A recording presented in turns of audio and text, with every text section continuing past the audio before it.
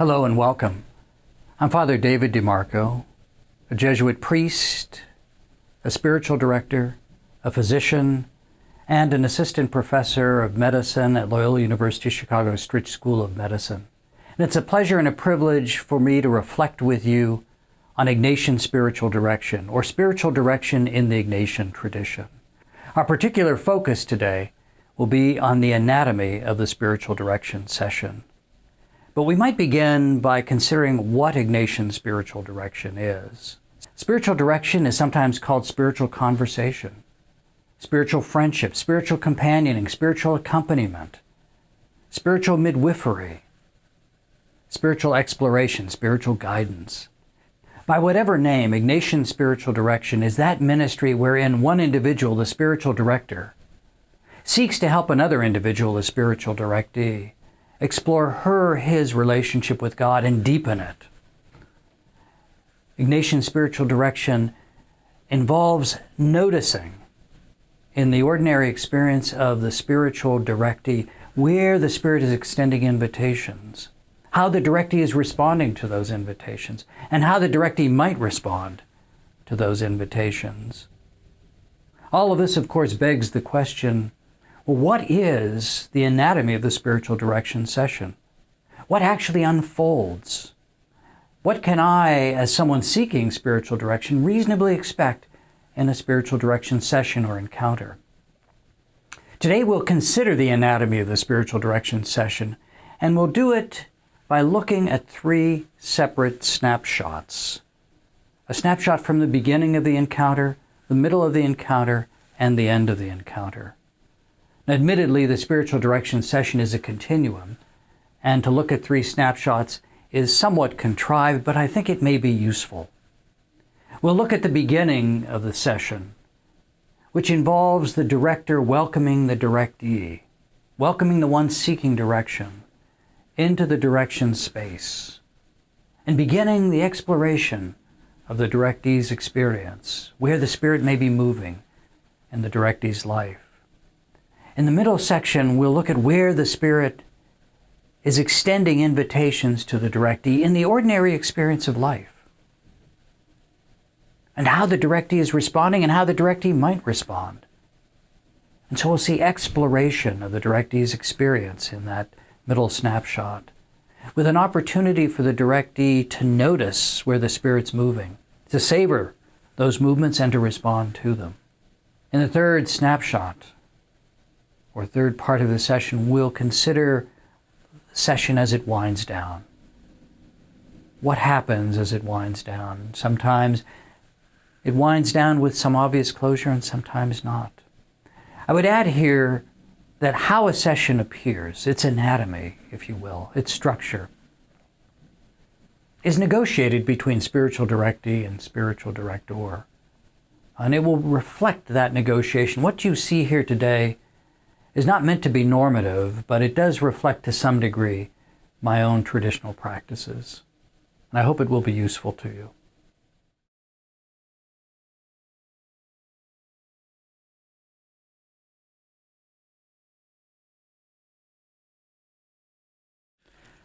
Well, welcome, Adam. It's good to see you again. It's good to see you too. How would it be if we take a few minutes and settle into this space, allowing ourselves to be held by our God,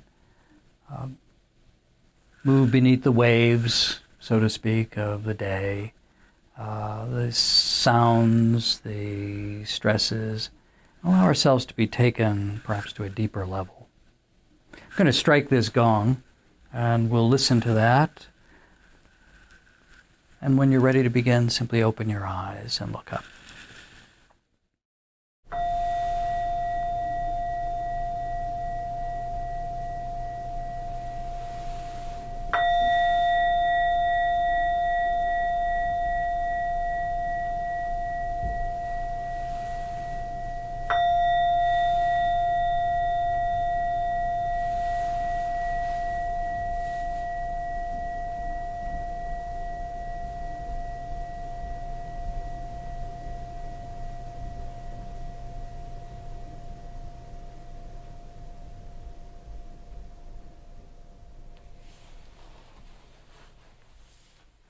Well, what is it like to be you these days, Adam?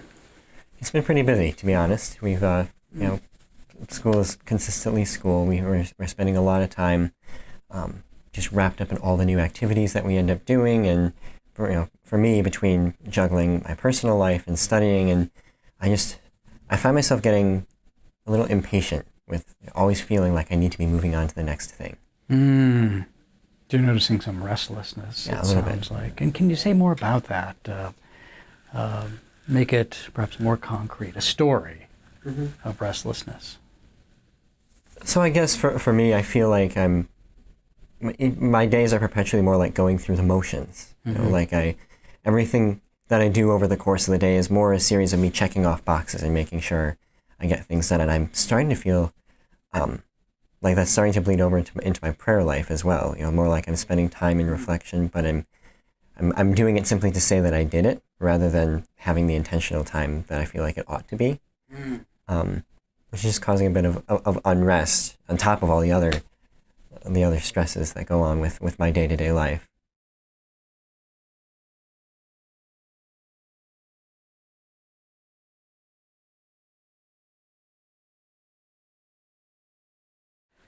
Well, you've noticed something since our last visit over the last 4 weeks, and that life is becoming more and more a series of tasks.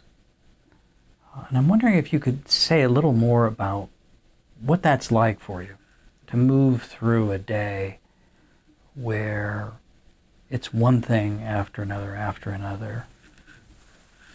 Yeah, so I feel like that kind of ritual and rhythm to life is pretty typical of a student. We have a certain series of lectures and then the material that we need to go back and study. But more and more often, I'm finding myself feeling that same sense in the things that I like to do in my free time. For example, I'm a musician. I like to get involved with some of the musical groups that happen here at school. But even then, I'm finding that I'm more fulfilling obligations to them because I'm a part of that group, rather than doing it because music is important to me. So even with things you really enjoy, you find yourself looking at them as tasks, and that's new. It sounds like that's a new. Yeah, it is new for me. I've always enjoyed these kinds of things, and it's always been an important part of my life, just to kind of balance that aspect of being a student, being a person of faith, and also wanting to incorporate these other interests and hobbies of mine in my life. And it's almost like I'm becoming impatient. Like I do it because I need to get it done and cross off of my list, so that I can move on to the next thing, rather than taking it and enjoying that moment that is a break from the routine of my life. So you find yourself pressing more and hoping to press less? Is that what I'm hearing? Yeah, I think that would be a good way of describing it. Can we make this concrete? Can you describe an instance where you found yourself pressing? Yeah, so a couple of weeks ago, actually, we were working on a particular subject in classes that I'm very passionate about and very excited by. It's becoming a part of what I think I want to do with my future. And at the same time, there was also a significant event that this music group that I participated in was preparing for. And we were coordinating all of the music and things for this event on very short notice. And I found myself not learning this music for the sake of learning it because I was enjoying it, simply because I needed to get out of the way. And these two things started to take away from each other. I found that I was, despite my interest in this material that we're going through in school, it was losing my enjoyment of it because so much of my time was being dedicated to this event that we were preparing for. And in the inverse, I was also losing my interest in the music and the enjoyment that I get from playing with this group in preparation for the event, because I wanted to be dedicating my time to the school material that I'm so interested in right now.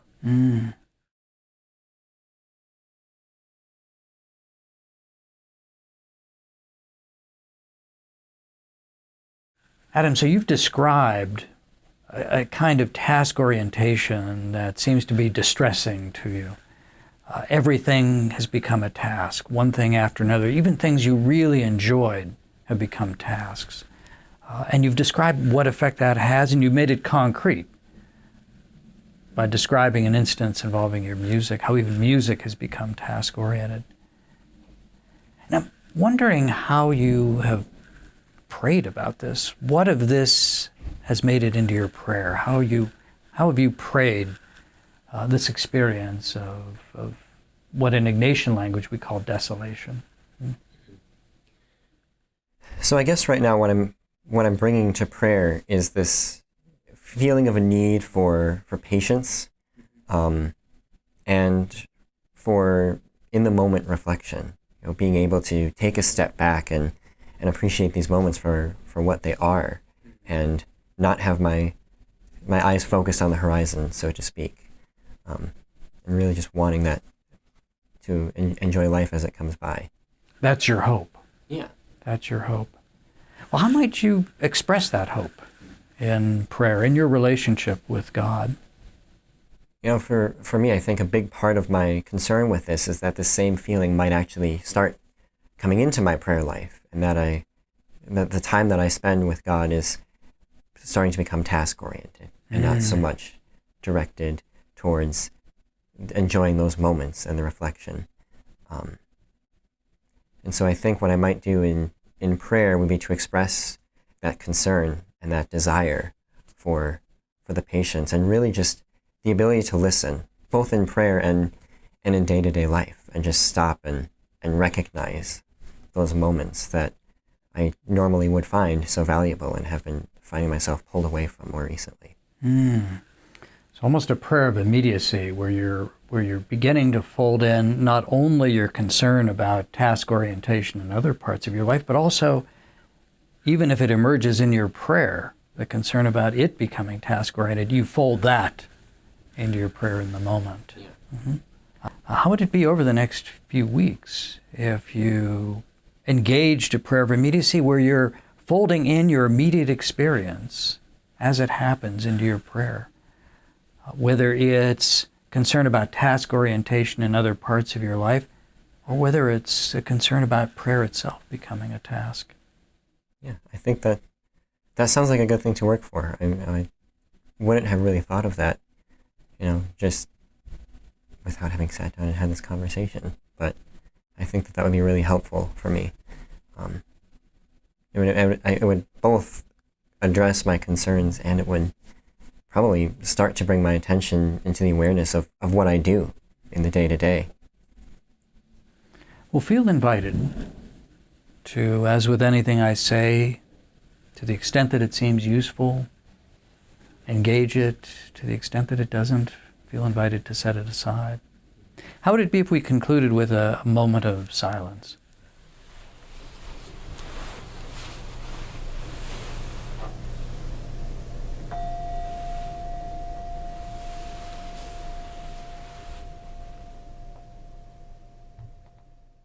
So we've considered the anatomy of a spiritual direction session or encounter in spiritual direction in the Ignatian tradition.